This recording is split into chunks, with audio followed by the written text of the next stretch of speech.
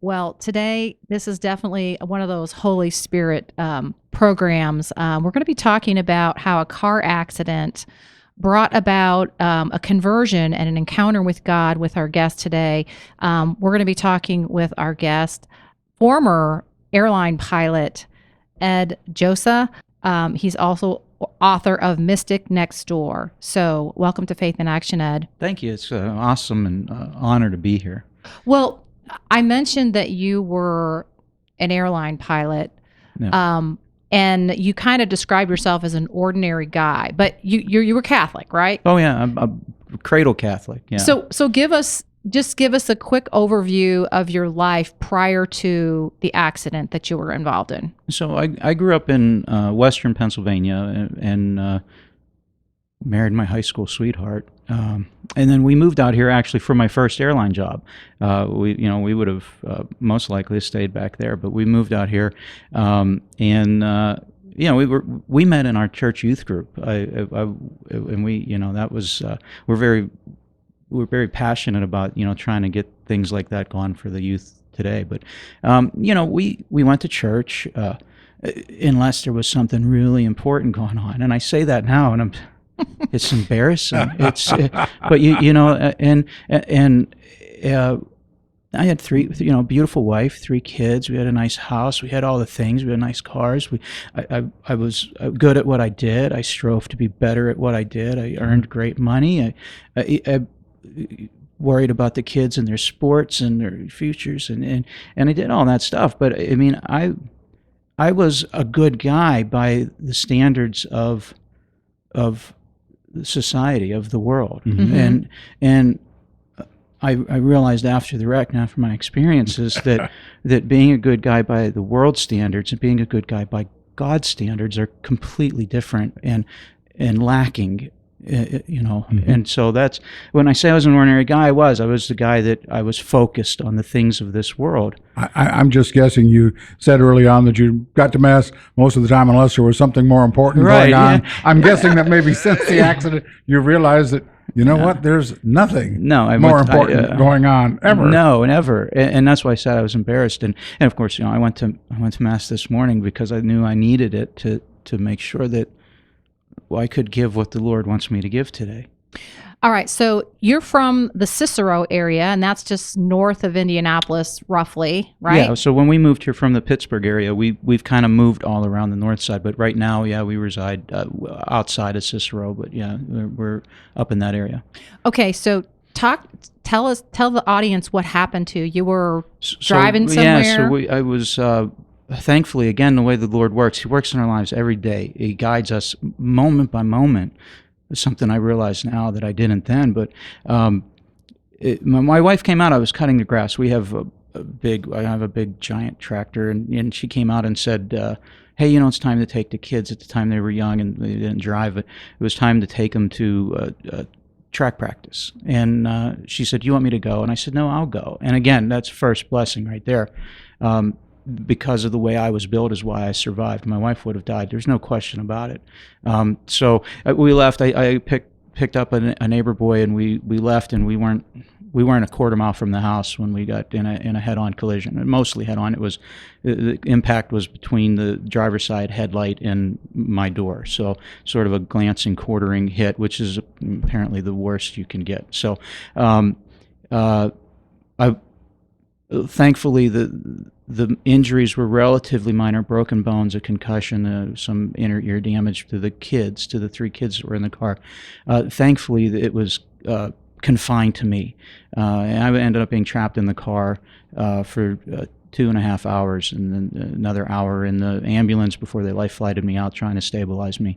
And in that time, nearly every bone, I tried counting it the other night thinking about this interview, and I think it was somewhere around 13 bones, 10 vertebrae were broken, ligaments, tendons, muscles all through my body, collapsed. Both lungs were collapsed, ruptured spleen, abrasions on the rest of my organs, compound fractures that were sheared off. I mean, it just was a staggering list of things that had happened. And my doctors have all said, and a lot of my injuries were difficult because they had never seen them on anybody but a cadaver. So they had no idea how to fix some of the things. Again, the level of my ruptured spleen was a 20-minute survival, and it took 5 hours to get me to surgery. So a miracle after miracle in that. But We're talking with Ed Josa, and we're talking about his experience of a car accident and how that catapulted him to God. And you've actually talked about this whole experience in a book that you wrote, The Mystic Next Door. How'd you come up with the title, and what does it mean exactly? So the title was kind of a collaboration. I have a friend, Ming and Lori Lowe, who were kind of a catalyst for this for various reasons. But Lori had done some writing before, and when I put all of this together, it was in a series of short stories. And she helped me combine them and then polish them up, because pilots aren't necessarily the best wordsmiths. So You can fly, but yeah, maybe not over the yeah, keyboard. I caveman talk I get a lot. So when it was all done, I had originally titled it the story of my salvation, but others felt that The Mystic Next Door fit better because I was just the guy next door. I was that regular guy, right? I was living by the world's standards. I wasn't a bad guy. I wasn't killing people. I wasn't stealing. I wasn't doing that. By the world's standards, I was a good guy. But then God let me see these visions. He took me to these places that we read about in the Bible, in Revelation, we read about with the saints. And I got to live that mystical experience. And so the idea behind it is, and St. Ignatius of Loyola talks about this quite often in his writing, that we're all capable of mystics. And I thought today at Mass, everybody that attends Mass and believes is a mystic, because they're seeing that veil be lifted and heaven comes down and touches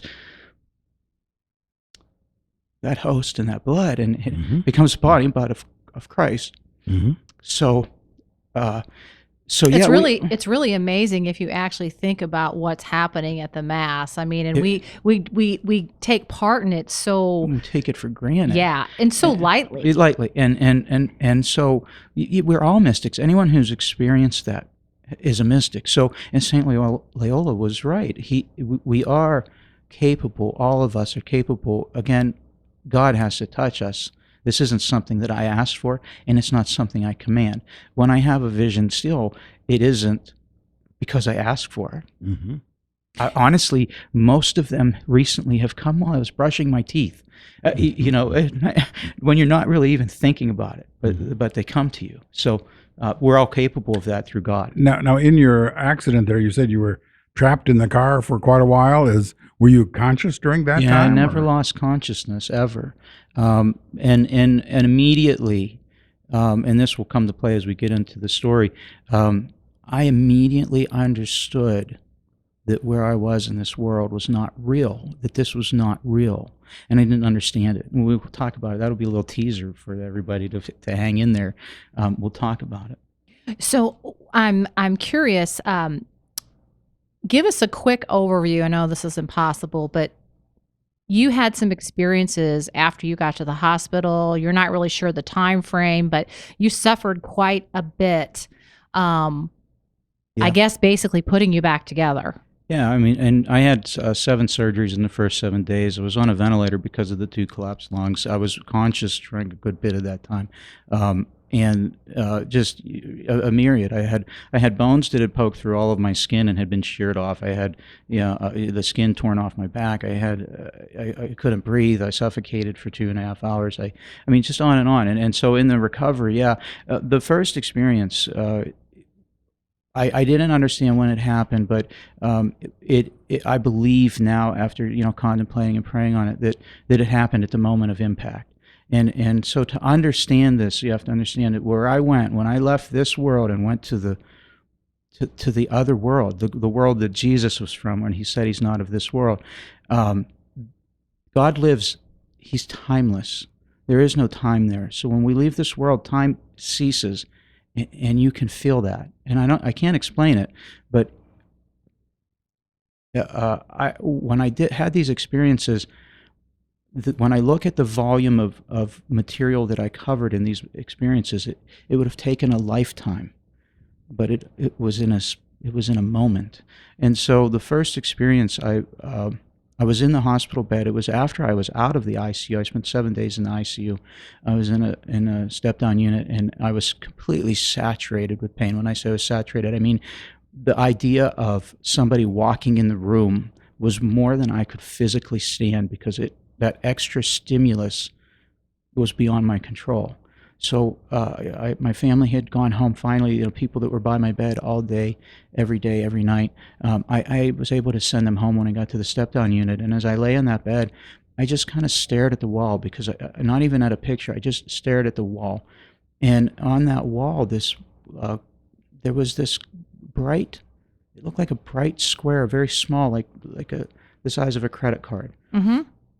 And as I looked at it, I seemed to be transported in through it. And then I was looking down on a scene that I suddenly remembered. It was a memory. And then at that moment, I was living it. And it was no longer a memory. It was real. And I'll keep it brief. I encourage the folks to read the books, or to try to come to one of my talks, because I have more time to speak of it. But I went to a place where my vision was clearer than I have ever seen before. It was so clear that it almost hurt. And as I said, I was in a timeless space, and I was unable to move. My body wasn't there. It was just me. It was what I understand to be my soul now. And I understood that God had left me, or maybe I had left God would be a better way to say that. But in any case, I realized at that point that God holds all of our souls, because I have to tell you all, I am no different than anybody else. And so when these experiences happened to me, it was made known to me that I'm not any different, and that this is true for everyone. God holds all of our souls. I didn't know it. He held it for 46 years. He had held my soul. And in the moment, it was gone. And that's all I could feel, was the absence of him. And it was horrifying. And when I say it was horrifying, everything that happens in this other realm, this other world, there are not human words to describe them. So when I say horrifying, it's the only word that I know. That it was worse than anything I could imagine. I lost God's touch. And the other thing, I knew there was an entity with me, and I had always heard that hell was the loss of God. And so I asked, am I in hell? And he flatly said no. And then I said, well, am I in purgatory? And he said no, and he chuckled a little bit. And I never understood it until after I came back and I started studying that. The other thing that I realized is, while I had the knowledge of the world, I had more knowledge than had anything that you knew. I knew. I was not able to pray. I didn't know prayer existed. And so in contemplating and praying and reading about the saints and reading through Scripture, I understand now that prayer wells up in our soul from God. And so if God is not there, we can't pray. So I asked the entity, I said, well, I knew that I was going to be there forever. I knew that. And I had a crushing weight. While I didn't see all of my sins like other people, they saw all of their sins, I felt the weight of every sin that I had ever had. And it was a horrible burden. It was the regret and the remorse and of knowing that you made the mistakes and this is it. You can't change it. You're there. This is forever. And the entity, I asked him, I said, I didn't want to be there. I said, how do I get out? And he said that it's up to me. And I said, what do I do to get out? And he said, that's up to you, And he was gone. And then I realized that this is it. This is my lot. This is what I chose. I knew that. I knew I chose it. And I looked up at the ceiling, and the ceiling was just you can read the book to describe it, but it was horrifying to look at, and I couldn't take my gaze off of it. And then I could feel in my soul a burning, like a laser burning deep, and it felt a million miles deep. My soul felt so deep, and this burning was painful, and it just, it was horrifying, and it was forever. And so I had all this knowledge, and I knew I could get out. So I started thinking about. I was doing math problems like on the chalkboard, like on the movies. I was doing those in my head. I was reciting poetry. I did all of Shakespeare. I did all of it. I can't even tell you that I read more than one in high school. I did every amount of logic problems that I don't understand. I exhausted the knowledge of the world. So imagine how long that was. But it was a moment. I can't even explain it. But at some point I gave up, and I resigned myself that this is where I belong because of the choices I made in life, and this is where I would be forever. And I accepted that lot. And at that moment, that horror of the ceiling, it started to light and it started to fade. And I thought, oh my gosh, you're doing it. It's going away. I said, keep it up. And then I realized I'm not doing anything. I can't do anything to get out. And then it vanished. Everything crumbled around, and I was laying in this most lush green field, greener than I've ever seen, looking into a sky that was bluer than any sky I've seen, and it was peaceful. And that entity was back. Although I never saw him, I knew he was back. And I said, "Am I out?" And he said, "You're out." And I said, "Is this real?" And he said, "This is real." And then at that moment, I kind of came back through that tunnel that I went through, and I was in my hospital bed, and I looked at the clock, and if a second moved, I don't know that it did. All of that happened. I spent an eternity. Thanks for listening today, and please follow me to part 2 of this series of the interview with Catholic Radio of The Mystic Next Door. And please don't forget to like and subscribe. Thank you.